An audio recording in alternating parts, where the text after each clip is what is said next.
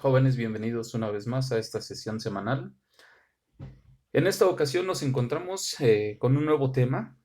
Lo tienen allí escrito en su guía didáctica que se envía cada semana. Vamos a entrar a analizar el tema de las identidades culturales y la diversidad cultural, entre otros conceptos.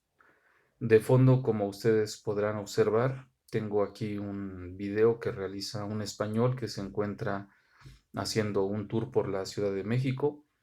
En realidad no me voy a basar en los comentarios de esta persona, es solamente para que ustedes tengan un referente de lo que vamos a estar hablando durante esta semana y la siguiente acerca de la identidad cultural y concretamente de la identidad cultural mexicana.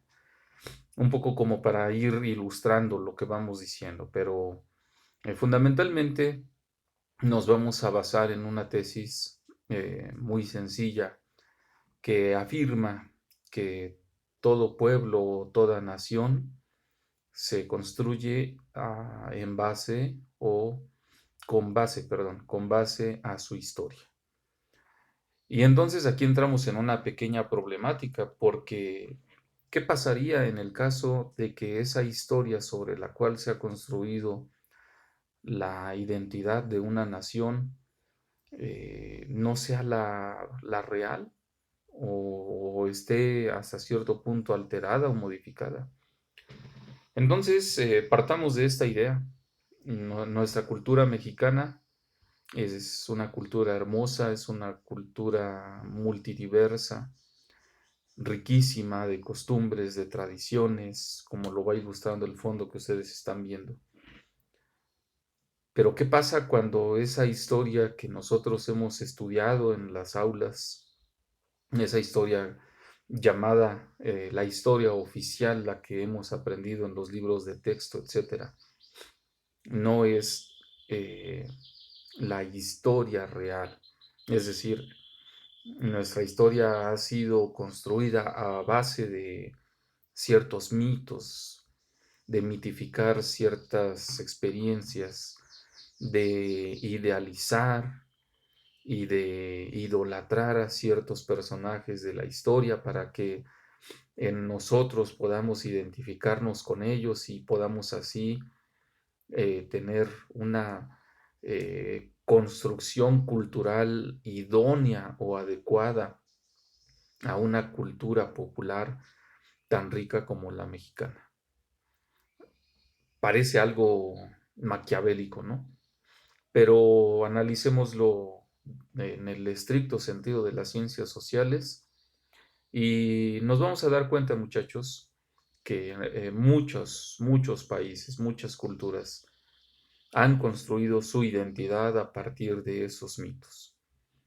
La diferencia es que muchas veces esos mitos se asumen como reales, es decir, no se identifica la diferencia entre un mito cultural o un mito contado y transmitido de generación en generación con el afán de fortalecer la identidad cultural, a la situación de asumir el mito como una verdad absoluta. Y entonces allí es cuando entra el dilema.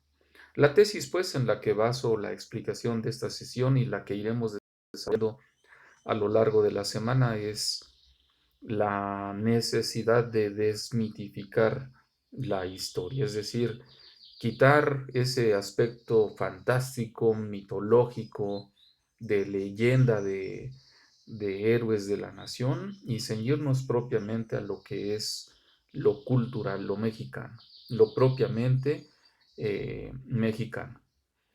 Espero que haya sido clara la explicación de la problemática, la exposición de la tesis sobre la cual vamos a trabajar.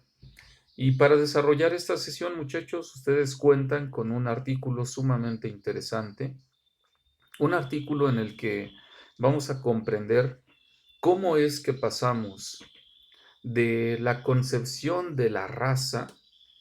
Aquí vale decir que la raza mexicana, ahondada en las raíces prehispánicas, se consideraba como una raza cósmica. La ciudad de Teotihuacán, por ejemplo, tiene una planeación arquitectónica perfecta.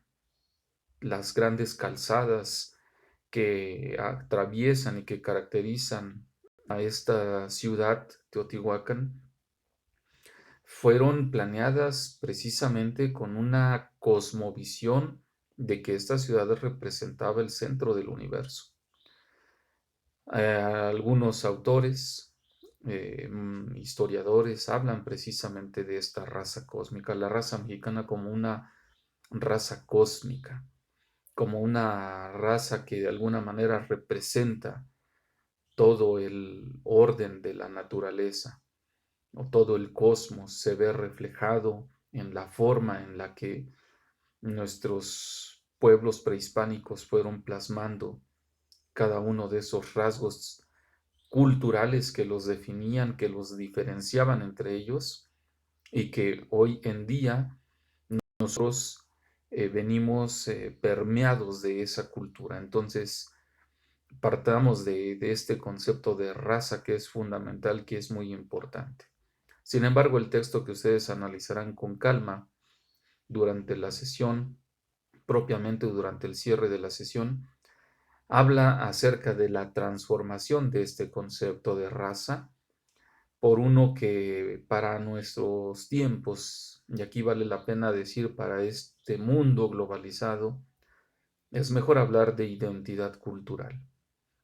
Y luego este concepto de identidad cultural se va transformando en identidades culturales, porque no es ya solo la idea de una identidad uniforme, sino de un mosaico de identidades que van constituyendo una especie de nueva identidad. Entonces, esa es básicamente la idea del artículo que ustedes van a leer, van a analizar y del cual van a redactar un breve ensayo.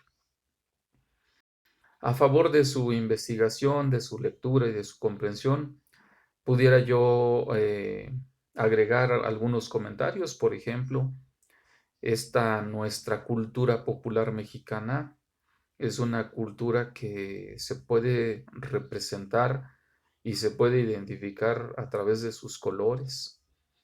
Es una cultura que se reconoce y que se aprecia en todo el mundo. Su servidor, que ha tenido la oportunidad de vivir en otro país, practicando otro tipo de costumbres y de formas de pensar, les puedo decir que la cultura mexicana es reconocida y es apreciada y se identifica inmediatamente, se da a notar.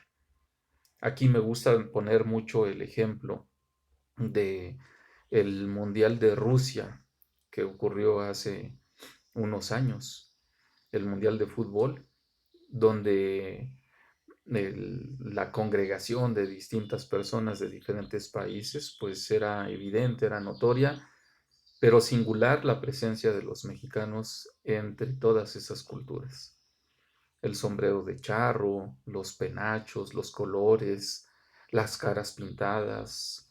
Es sumamente vistosa la cultura popular mexicana. Y nosotros formamos parte de esa cultura.